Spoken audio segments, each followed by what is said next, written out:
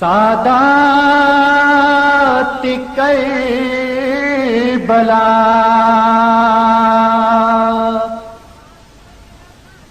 سادات کربلا چہروں کو کربلا میں جب آئیں وہ بیبیاں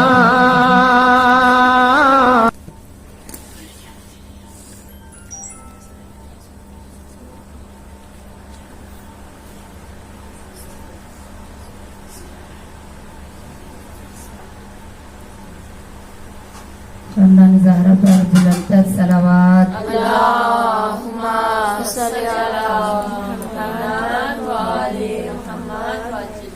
صلوات کا پڑھنا عظیم عبادت ہے. اپنی زبانوں کو صلوات کے درود سے معطر کرتے ہوئے بلندتر صلوات. اللہم صلی علی محمد وآل محمد وجل. اپنی اپنی حاجات کی قبولیت کے لیے بلندتر صلوات. اللہم صلی علی محمد وآل محمد وجل. اس پاک محفل میں مخدومہ عالم طاہرہ زکیہ محدثہ بی بی کی آمد کے لیے بلندتر صلوات. اللہم صلی علی محمد وآل محمد وجل. تاجیل یوسف زہرا بلندتر صلوات. محمد وآل محمد وجل. سب مل کر دعائے امام زمانہ. بسم اللہ الرحمن الرحیم. اللہم کل ولیک الحجۃ ابن الحسن صلواتک علیہ وعلی آبائہ فی ہذہ الساعة وفی کل ساعة ولیاً وحافظا وقائدا وناصرا ودلیلا وعینا حتی تسکنہ ارضک طوعا وتمتعہ فیہا طویلا برحمتک یا ارحم الراحمین. صلوات. اللہم صلی علی محمد وآل. الرجیم. بسم اللہ الرحمن الرحیم. رب اشرح لی صدری ویسر لی امری واحلل عقدۃ من لسانی یفقہوا قولی. صلوات. اللہم صلی علی محمد وآل محمد وجل. افوض امری الی اللہ ان اللہ بصیر بالعباد فسیکفیکہم اللہ وهو السمیع العلیم. صلوات. اللہم صلی علی محمد وآل محمد وجل. بسم اللہ الرحمن الرحیم. الحمد للہ الذی لا یبلغ مدحتہ القائلون ولا یحصی نعماءہ العادون ولا يعدي حقه المجتهدون الذي ليس لصفوته حد محدود ولا نعت ممدود فطر الخلائق بقدرتي ونشر الرياح برحمتي ثم الصلاة والسلام على أشرف الأنبياء والمرسلين وخاتم النبيين أبي القاسم محمد. اللهم صل على محمد وآل محمد وعجل فرجهم وآله الطيبين الطاهرين المعصومين المظلومين سيما بقية الله في الأرض صاحب العصر والزمان و خلیفۃ الرحمن امام الانس والجان اللہم عجل لولیک الفرج صلوات اللهم صل على محمد وآل محمد وعجل فرجهم. اما بعد فقد قال رسول اللہ صلی اللہ علیہ وآلہ وسلم الفاطمۃ سیدۃ النساء العالمین صلوات اللهم صل على محمد وآل محمد وعجل فرجهم. نعرہ تکبیر اللہ اکبر نعرہ تکبیر اللہ اکبر نعرہ رسالت یا رسول اللہ نعرہ رسالت یا رسول اللہ نعرہ حیدری علی حیدری علی حیدری علی عیسم کا مزاج لیتے ہوئے نعرہ حیدری علی ابو ذر کا مزاج لیتے ہوئے نعرہ حیدری علی ذات کا مزاج لیتے ہوئے نعرہ حیدری علی ذرا بیدار ہو کر بولے نعرہ حیدری علی انقلابی صدا میں پکارے نعرہ حیدری علی کا یہ عقیدہ ہے کہ علی کا نام لینے سے ختم قرآن کا ثواب ملتا ہے. ہاتھوں کو بلند کریں کہ نجف قوالی ہماری صدا پر لبیک کہے اور کہے کہ میرے چاہنے والے مجھے پکار رہے ہیں. کل کفا کو حاجت روا کو انما کو پکارنا ہے جس نے نبیوں کی مدد کی, ولیوں کی مدد کی, ہر بندہ مومن کی مدد کرنے والا, ہر عاصی و گناہگار کی مدد کرنے والا. مومنات اپنی بیماریوں کو, اپنی حاجات کو اپنے ذہنوں میں رکھتے ہوئے پکاریں کہ اللہ علیہ مشکلات ہماری مشکل کو حل کرے. نعرہ حیدری حیدری حیدری حیدری محمد والے محمد صلوات. اللهم صل على محمد وآل محمد وعجل. ہمیشہ کی طرح سب سے پہلے تمام تر تعریفیں, تمام حمد و ثنا اس خالق کائنات کے لیے کہ جو رحمان بھی ہے اور رحیم بھی ہے, وہ عظیم پروردگار کہ جو اپنے بندوں پر بہت زیادہ احسان کرنے والا ہے.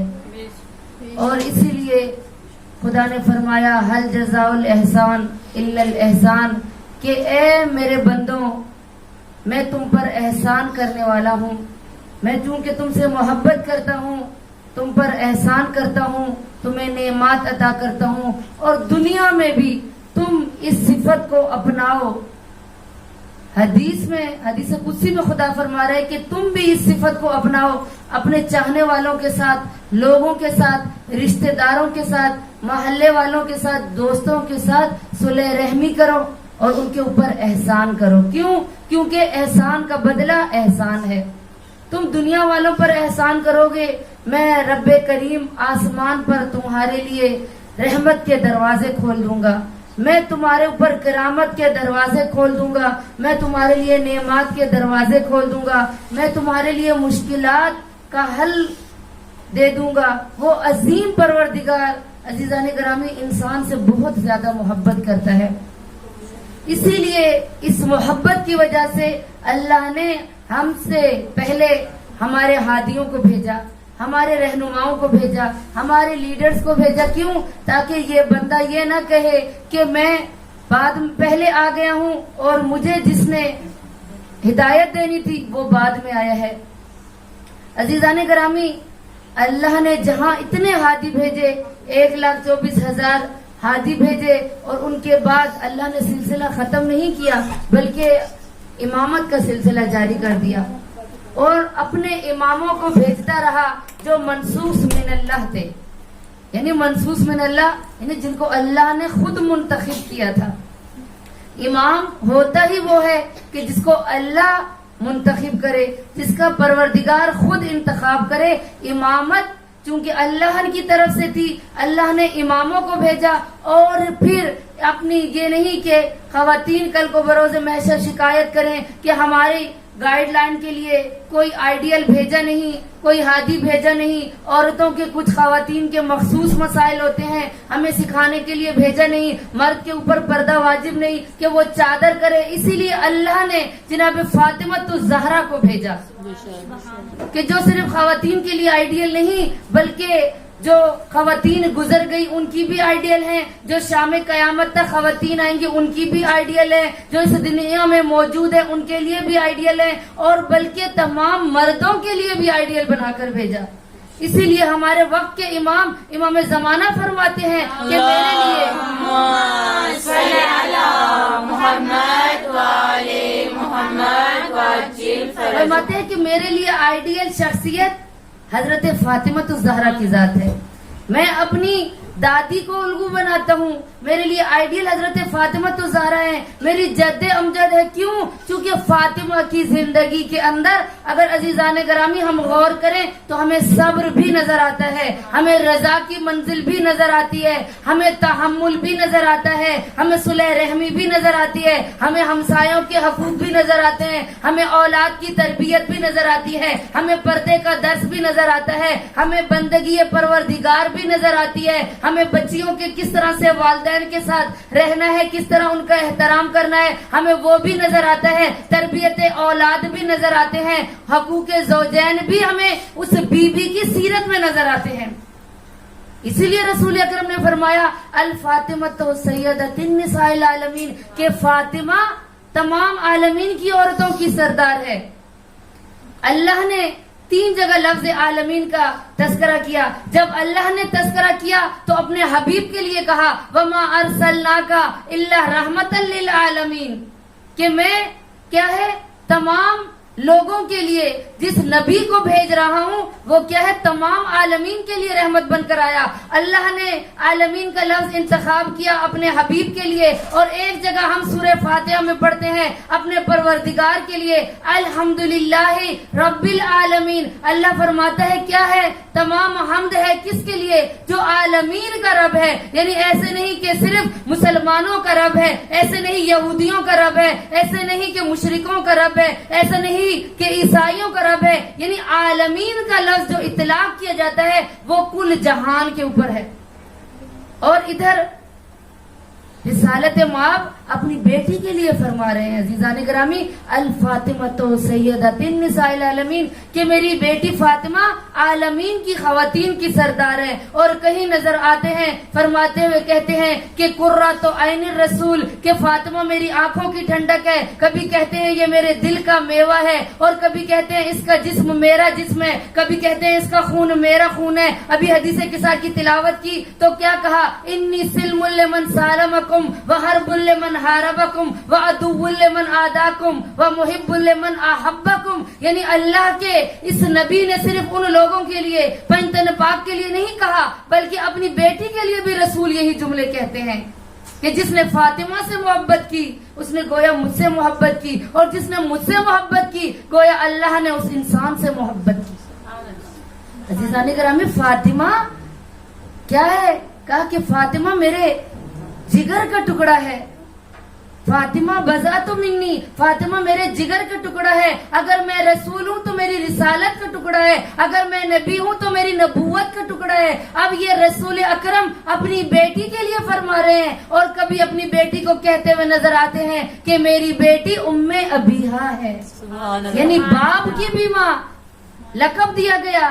ادھر جناب زینب کو اگر تقابل کریں حضرت فاطمہ الزہرا سے تو فاطمہ الزہرا کے لیے فرمایا رسول اکرم نے کہ میری بیٹی ام ابیہا ہے، اور جناب زینب کے لیے امام علی علیہ السلام حیدر کرار کیا فرماتے ہیں کہ انتا زینب، یہ زینب ہے، یعنی باپ کی بھی زینت ہے۔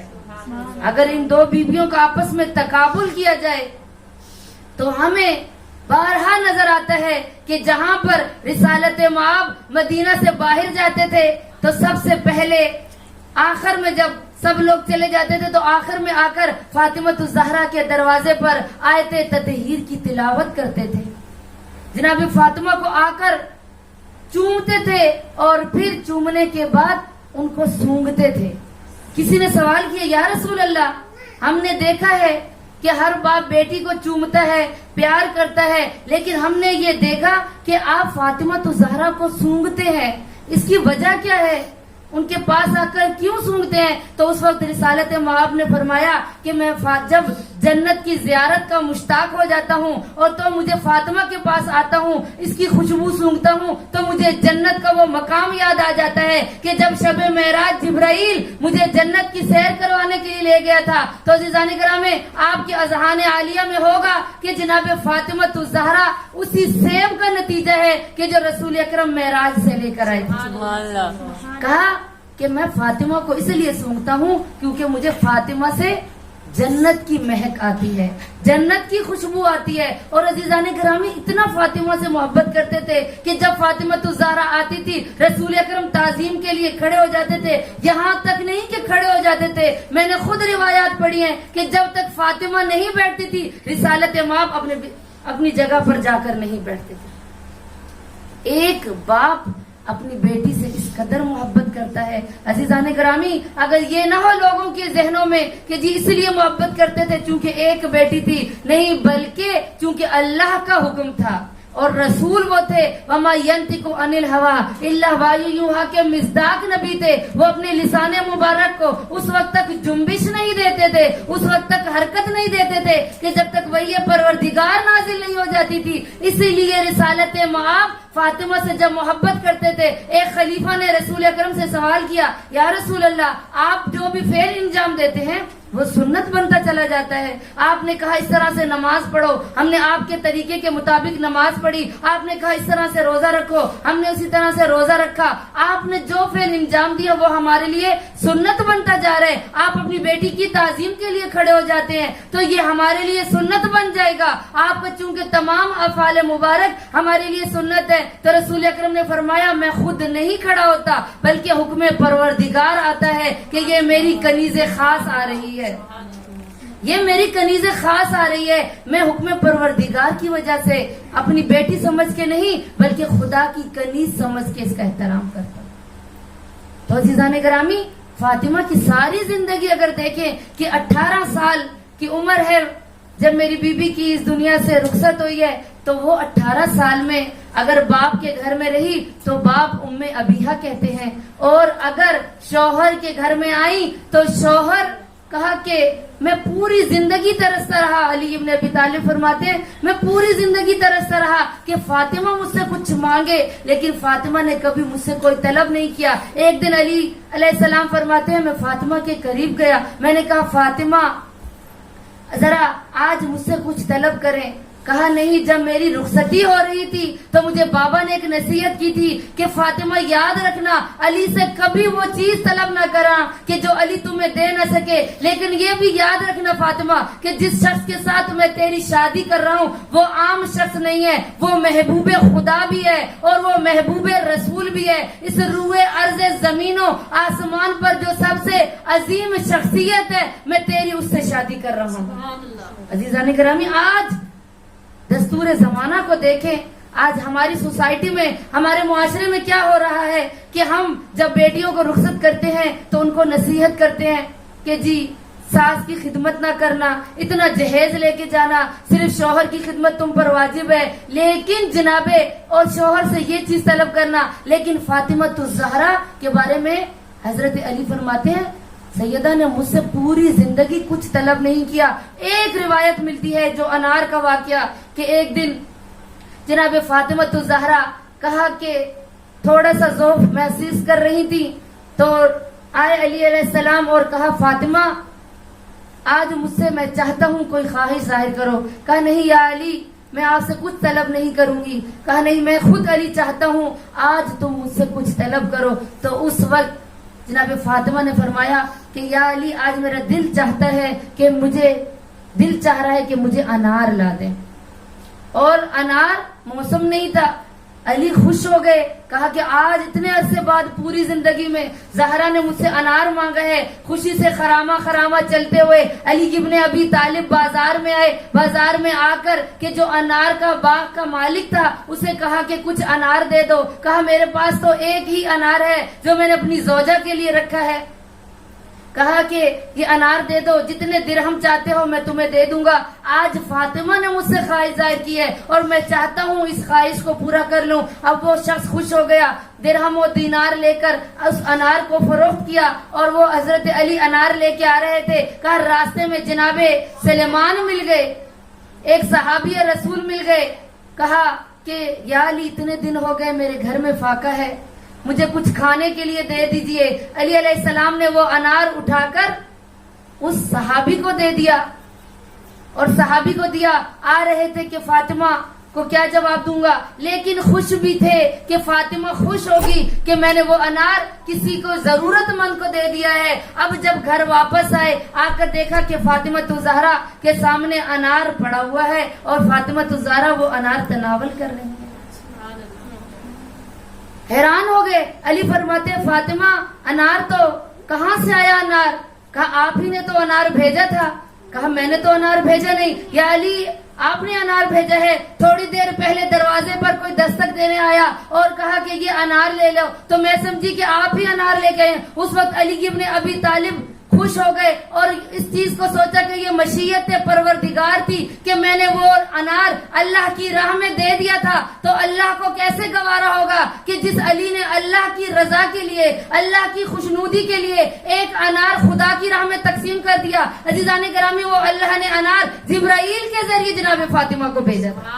نعرہ حیدری یا علی، حیدری یا علی، حسینیت زندہ باد، حسینیت زندہ باد، یزیدیت زندہ باد، یزیدیت زندہ باد، بآواز بلند تر صلوات۔ اللہم صلی علی محمد وآل محمد وعجل فرج۔ اور دوسری طرف دیکھیے کہ جب امام علی کے گھر میں آئی تو بچوں کی تربیت کس انداز میں کی کہ آج مسجدوں کے میناروں سے لا الہ الا اللہ کی صدائیں آ رہی ہیں۔ اگر آج ہمارے سروں پر چادریں ہیں، اگر آج ہم نماز پڑھتی ہیں، اگر آج ہم اچھی تربیت کرتی ہیں، تو یہ پروردگار کی، اس کنیز خدا کی، اس بیٹی کی تربیت کا نتیجہ تھا کہ جو فاطمہ الزہرا نے اپنی اولاد کی تربیت کی، کہ جنہوں نے اسلام کے لیے قربانیاں دی، اور کس طرح سے عزیزان گرامی اپنے گھر میں اپنے بچوں کی تربیت کرتی ہیں۔ کہا ایک دن جناب حسنین